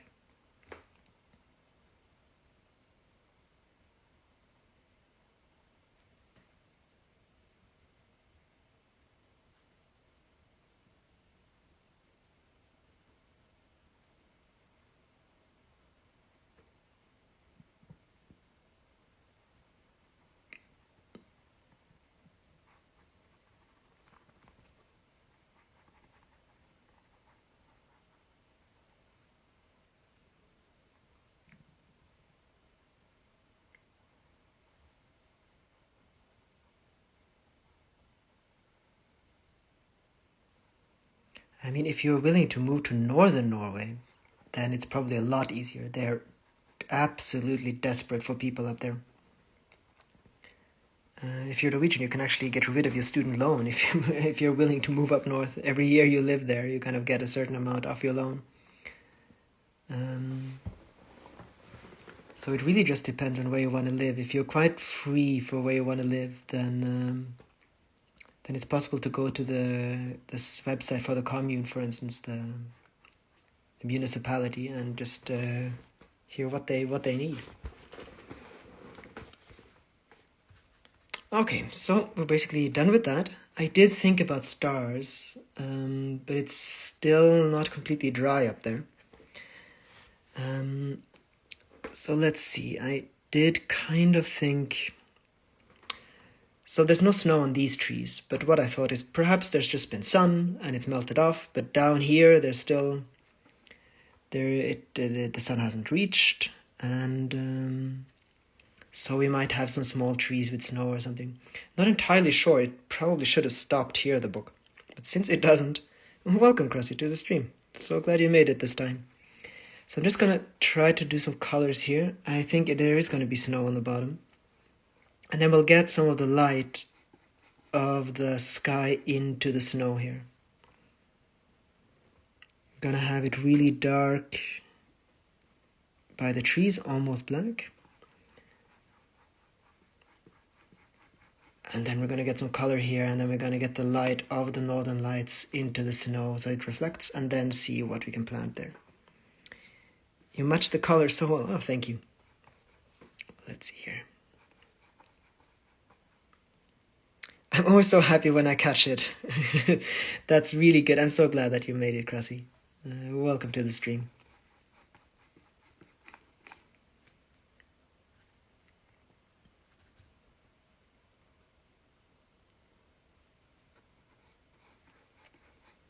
Okay, let's see. So we have the green here, and then we're gonna basically follow it the other way around. So it's the lightest green here.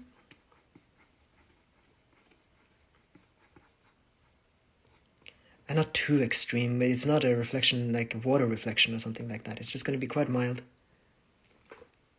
And then we did have this blue here.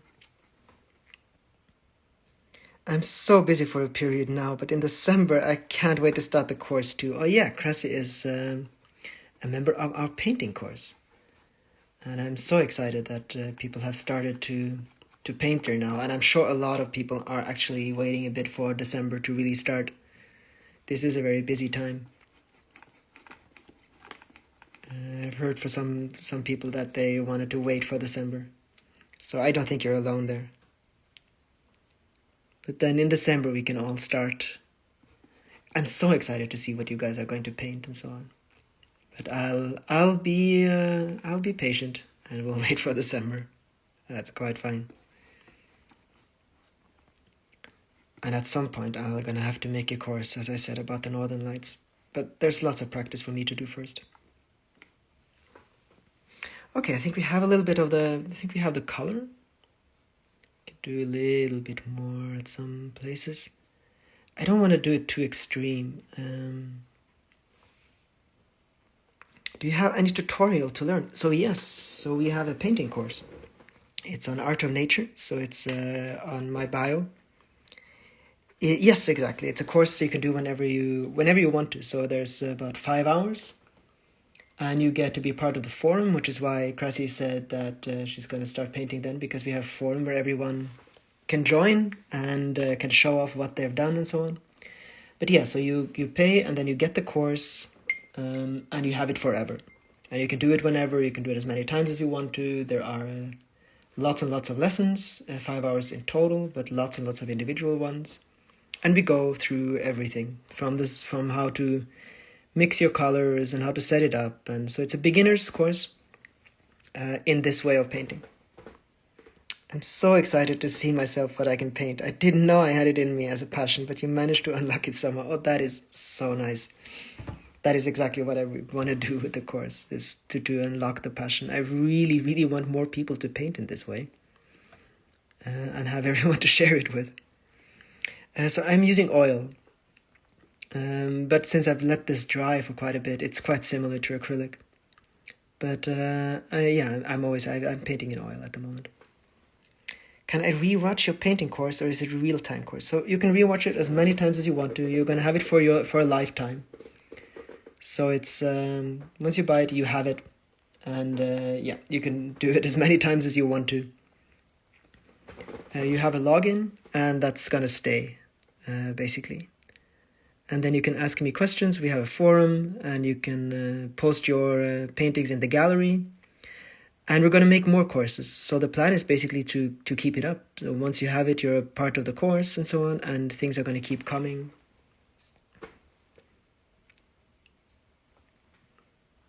So that's kind of how we planned it, and we're just interested to see how it's gonna go. Basically, it's the first course that we've done, but people have started painting now, and there's starting to be life. We have about 14-15 members in the forum, and where people can chat, and there's actually a lot more chats going on now, and new threads being opened, and it's really, really nice.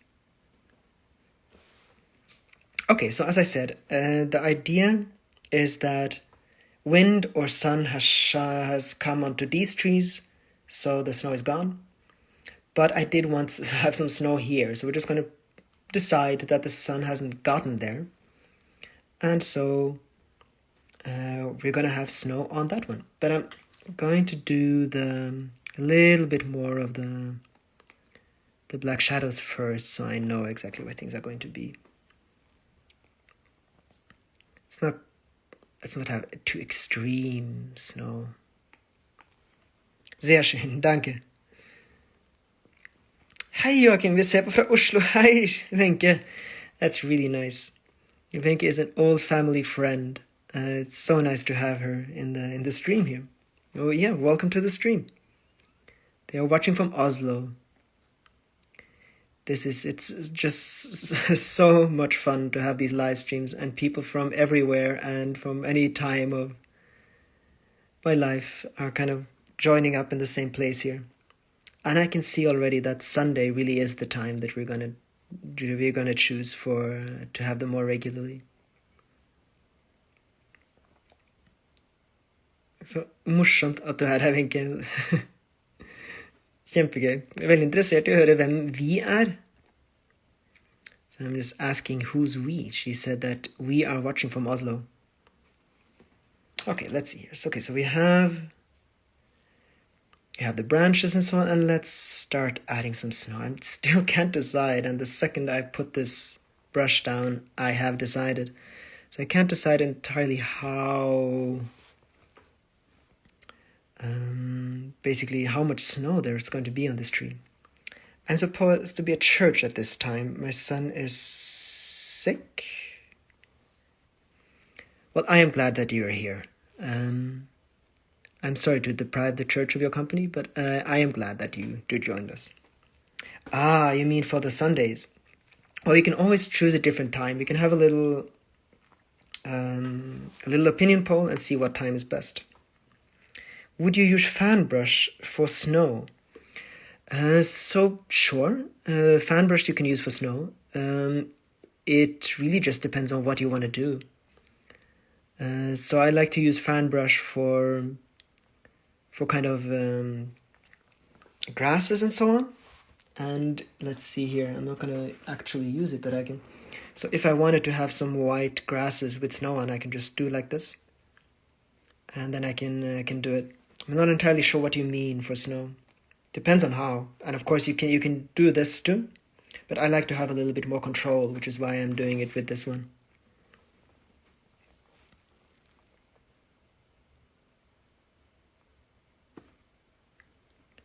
So I find the fan brush is really helpful, but often I don't have as much control. So I'll use it, for instance, just in the beginning, and then I'll go in with a different brush afterwards. Good. Okay, so I need to have it a little bit lighter here.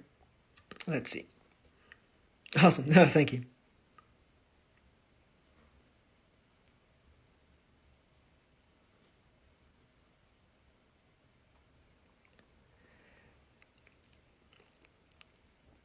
Let's see, and we can go in afterwards with a little bit more black. It actually does look like you can see the black better than the snow.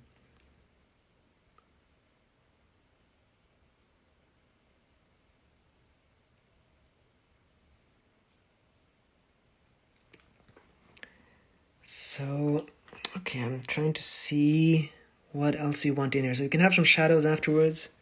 There doesn't need to be too much here, I think. Just some life, and we can kind of get the progression in. But we can do a little bit of grasses and just things that are happening here, for instance. And then we can make them white afterwards. So let's just imagine that it's kind of sticking out of the snow.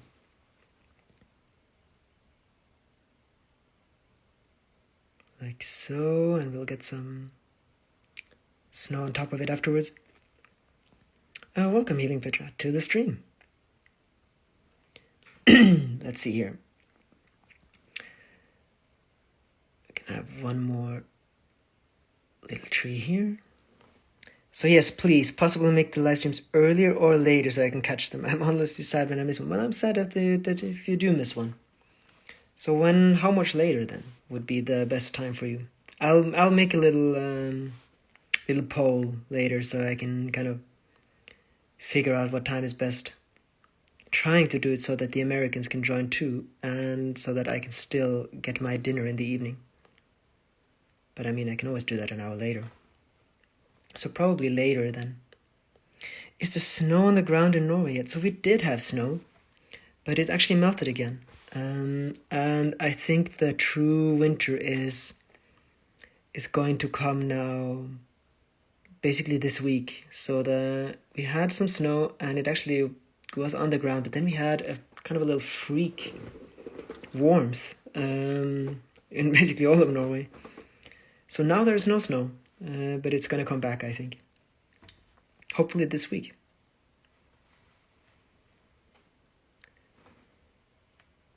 Two hours from now I'll be so 5, 6.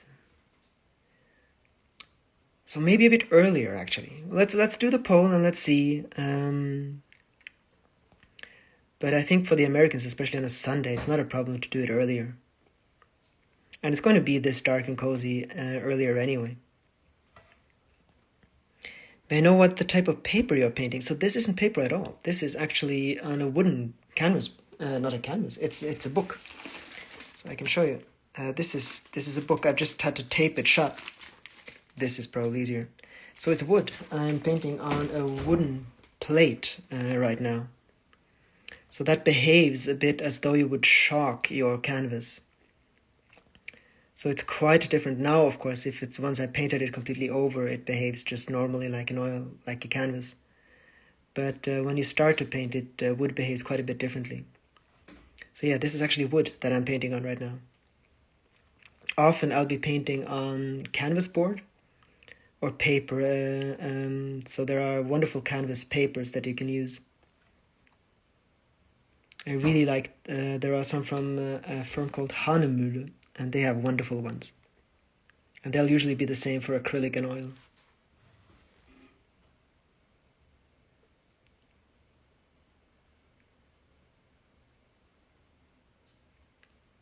Guess this might be a little bit on the light side, but we'll just imagine that there's a kind of a little light beam hitting it. I need it to be quite light so that we can actually see it. We can get some little highlights in here, and then we have this as a foreground. I don't want to take too much away from this, basically. But I seem to... I just had much more foreground than I had planned, and we do have to do something with it. Canvas paper is amazing, Ahmed said. Yeah, it really is, and it just soaks up the paint really well, and you can paint right away, and so canvas paper is probably the best and the easiest way. And you don't have huge amount of canvases. So if I paint on a really large painting, I paint on canvas, but otherwise canvas paper is better, it's easier to store, it's really versatile, and it's easy to paint on.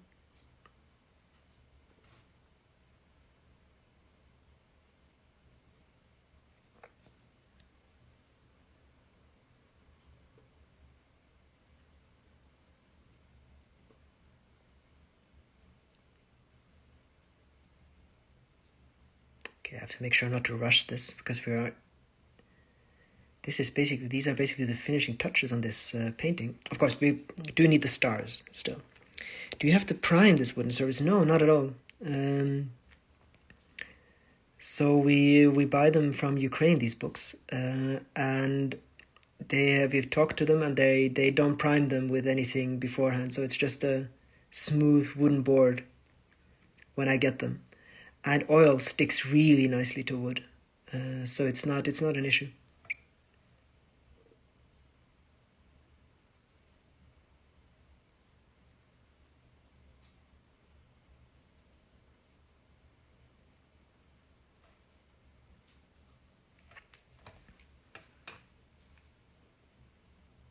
Okay, so it might be a bit too light. Let's get in a little bit, get it a bit darker.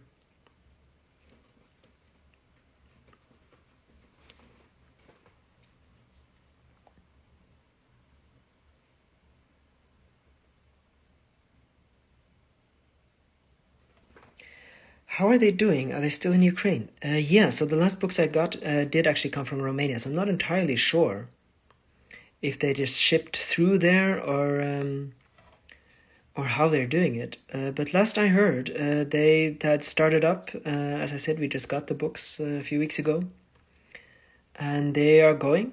Not sure if they relocated. As I said, the books did come from Romania this time, and I haven't heard anything else from them.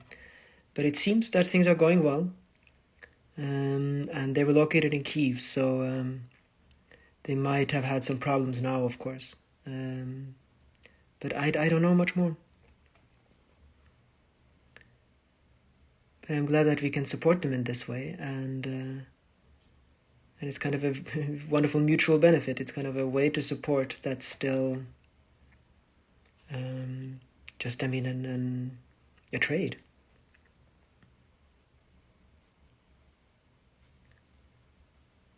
Because we need the books, and they can keep their business open.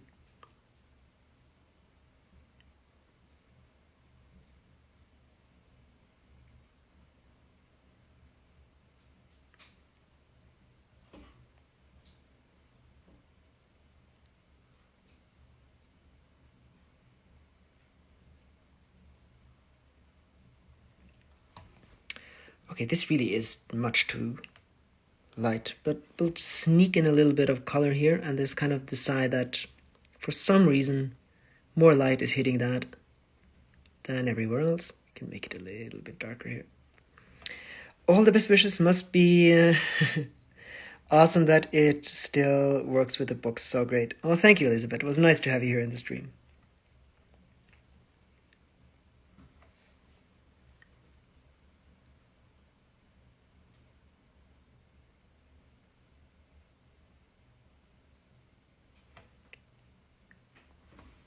Also, we can ask everyone now too. So if I did these live streams earlier, what would be the best time? So I'm thinking Sundays now. I'm trying to figure out a time that would work best for everyone. Is it a problem doing it earlier in the day? So maybe at 3, for instance, European time. That will be quite early in the morning for the Americans, I think. but maybe not too early. Maybe it's even better midday.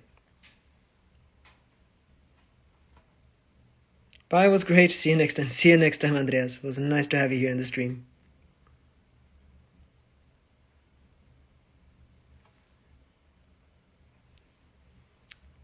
Here we are.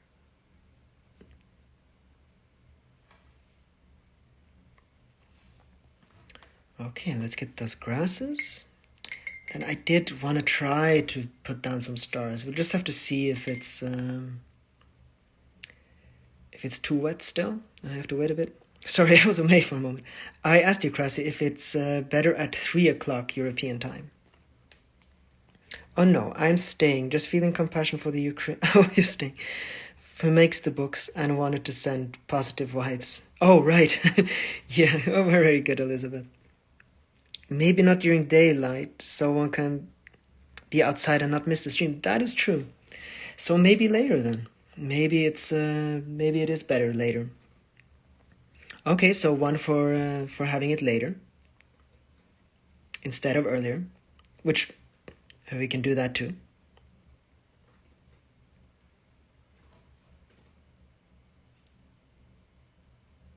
And we do have quite a lot of Americans that follow, and it would be nice if they have a possibility of joining as well. Not really, but please don't worry. But you did say later, Krasi. So maybe at like 7 o'clock or something. Then I could eat first and then have the stream later. 15 would be 800 in central United States. Okay, so that's way too early. So then it's probably better to have it really around kind of start at 7 and then go until kind of 9.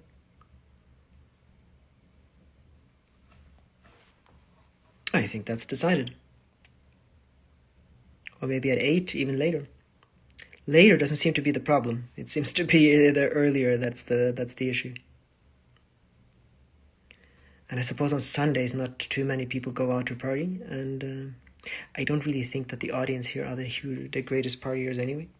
19 is great for me. Okay, so I think maybe that will be the time. Maybe from 8. Later is also good. Exactly, very good.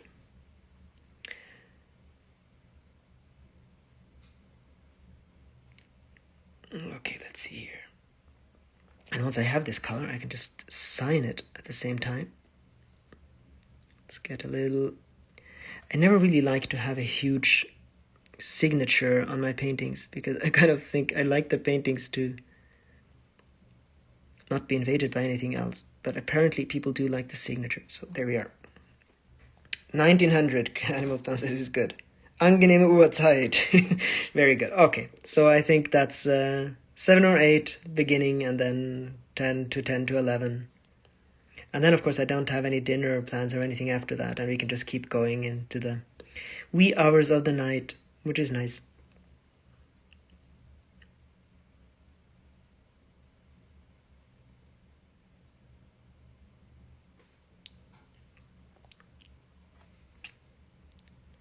Okay, and then to make it a bit more convincing, we need some just not that thick, just some small lines of a lighter color on the ground to not make anything float. Oh, and I did forget these. I'm kind of in a hurry to try out some stars. Sorry. But I have to try to not forget anything else on the way. I need a different brush for that.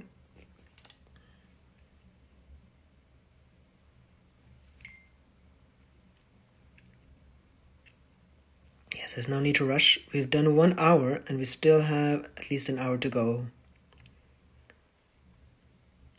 So we can get in some stars, and then I did kind of want to show you guys the other. So we can definitely do stars in the other Northern Lights book that I have, because that is dried completely. It's a very different kind of Northern Lights though, and I have to continue that a bit. I'm a bit scared to do that live, but I'm sure it'll work out fine.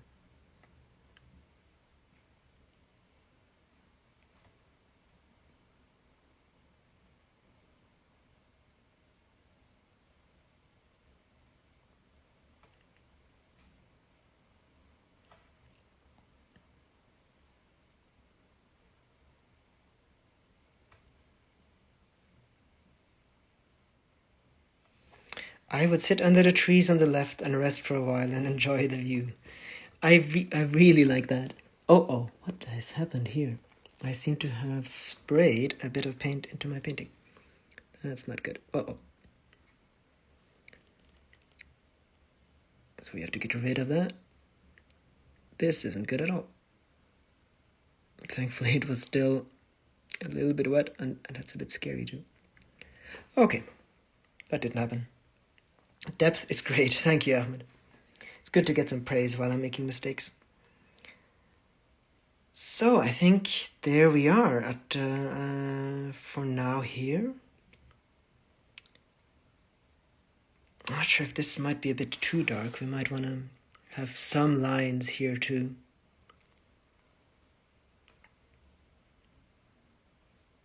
So it kind of looks like it's just being swallowed up. Let's have a bit more light so it's clear that there's snow here as well.